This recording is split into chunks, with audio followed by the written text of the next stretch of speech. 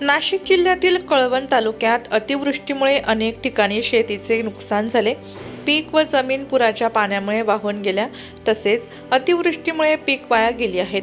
त्यामुळे शेतकऱ्यांचे अतोनात नुकसान झाले, तरी शासनाने त्वरित पंचनामे करावे। बऱ्याच ठिकाणी अतिवृष्टीमुळे जमिनी वाहून गेल्या आहेत। खरोखर आता शेतकऱ्यांना मदतीची गरज आहे। गेल्या 2-3 वर्षांपासून शेतमालाला भाव नाही, त्यातच मागच्या वर्षात दुष्काळ, त्यामुळे हात उचल करून घरात असलेलं सौभाग्यवतीचं सोनं मोडून परत उभारी घेण्याचा प्रयत्न केला, परंतु 8-10 दिवसांपासून कळवण तालुक्यासह नाशिक जिल्हा कसमादे पावसाने थैमान घातले आहे।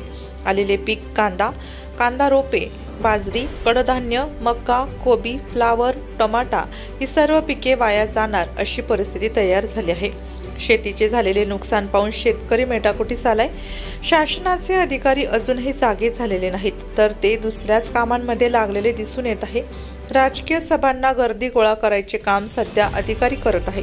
त्यांचे काम जनतेची सेवा करणे आहे।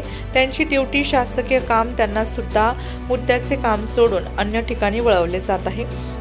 तरी त्यांनी त्वरित पंचनामे करावे आणि शेतकऱ्यांना हेक्टरी 1 लाख रुपये व शेती वाहून गेलेले असेल तर त्यांच्यासाठी शेती सुधारणा अंतर्गत 2 लाख रुपये शासनाने द्यावेत, नाहीतर प्रत्येक तालुक्यातील तहसीलदार कार्यालयाला कुलूप लावण्यात येईल, असा इशारा शेतकरी नेते तेजमय फाउंडेशनचे अध्यक्ष संजय वाघ शिरसमीनकर यांनी दिला आहे।